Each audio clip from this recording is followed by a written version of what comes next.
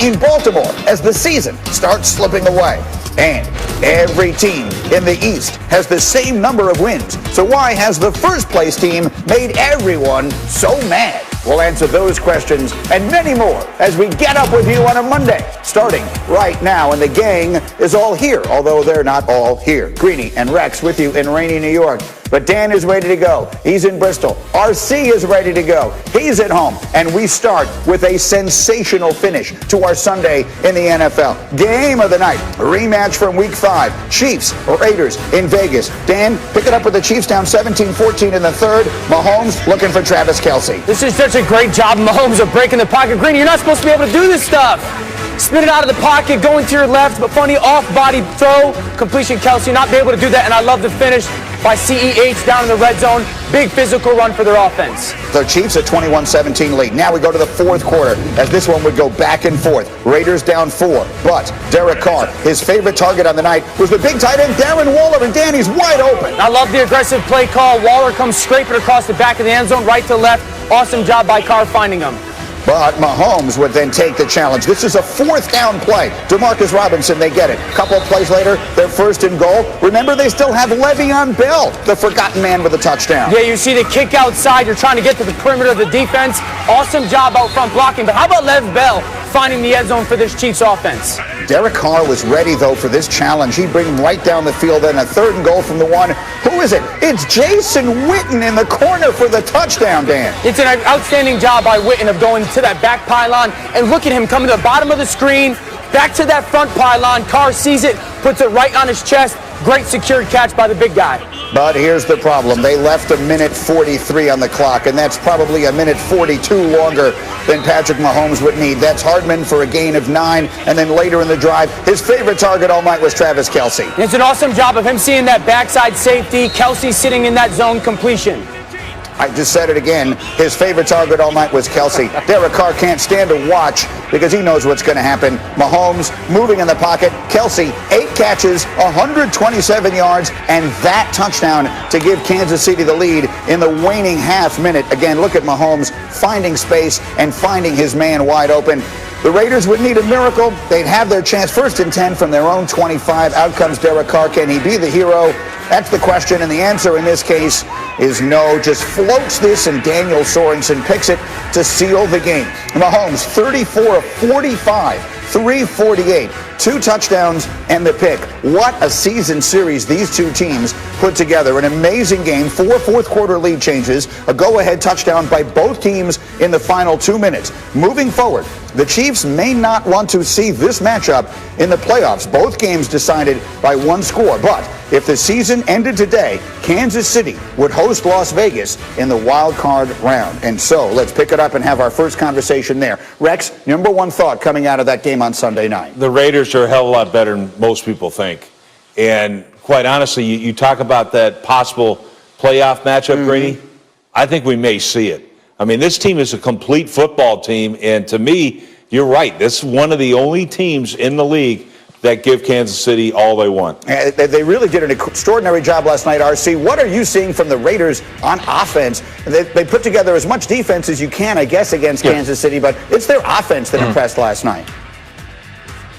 Yeah, listen, the Las Vegas Raiders are one of the top 3 teams in the AFC, and I believe they're the second best offense in the AFC right behind Kansas City. I talked about it on Friday that when we see this unique excellence like we've seen in Kansas City, teams start to scramble to try to beat them. Think about LeBron James being in Cleveland, finding a way to beat the world record-breaking Golden State Warriors. What they go do? They went out and got KD because they said they needed a superstar. Now, look at the Oakland Raiders. Most teams try to build with defensive ends and secondary players to try to beat the Kansas City Chiefs, but the Raiders said, we're going to fight fire with fire. We're going to have as much offense as you have, and we've seen that in 2 games. They went toe-to-toe, tat for tat, stood in the middle of the ring, and slugged it out offensively with the Kansas City Chiefs, and it's been extremely fun to watch. This offense can beat you any way you ask them to. They can run it, they can throw it, they can play the short game, they can play the long game. They're impressive to watch, and not a team you want to face in the playoffs. How about the performance of the quarterback last night, Dan? Again, I don't want to take Patrick Mahomes for granted, but we sort of do take it for granted. He was brilliant last night. He's always brilliant. But how about the Raiders quarterback?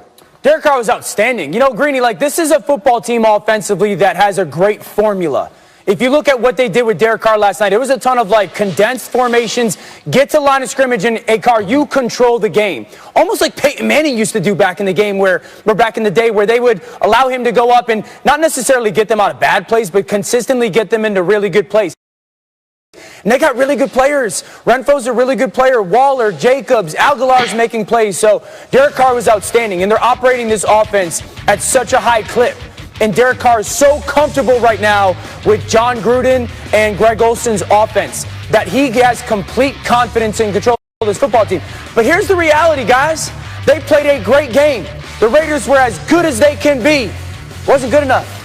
Like, that's the thing with the Chiefs. It's however you want it, they'll give it to you that way. Like, that's the truth about this football team. The Raiders have a perfect formula to beat Kansas City. They executed it perfectly, and it still wasn't good enough. Yeah, RC, quickly. I used to say that about this. Go ahead, Ryan. Go ahead.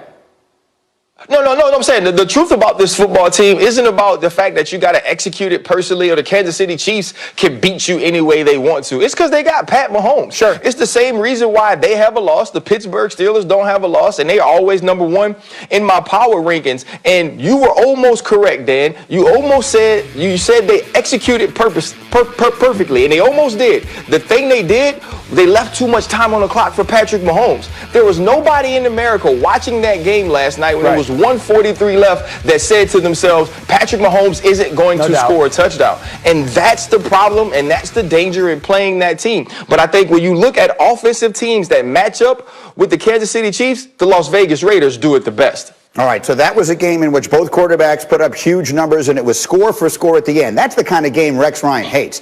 Let's talk about the kind of game Rex Ryan loves. How about the slugfest? Titans, Ravens, thriller of the day. Rex, pregame, the Titans are meeting out in the center of the field, and John Harbaugh doesn't like it. No, he doesn't like it. They're sitting back saying, okay, it's on. It's getting ready to get on, and it was. It was absolutely on. You could see Harbaugh and Malcolm Butler were drawing a little bit. Then in the third quarter, the Ravens, Lamar Jackson, Dan, his favorite target is Mark Andrews. I love this play design. It's a cover 3 attacker. Andrew goes up, kind of breaks out, goes that back pylon, touchdown Ravens. So the Ravens have an 11-point lead. They should be able to put a game away when they're playing from well out in front. But then Lamar does this. Yeah, Greeny, you don't do this to a guy that's not one of those opportunity ball receivers. Duvernay's not that guy, giving him that chance. Huge turnover for Tennessee.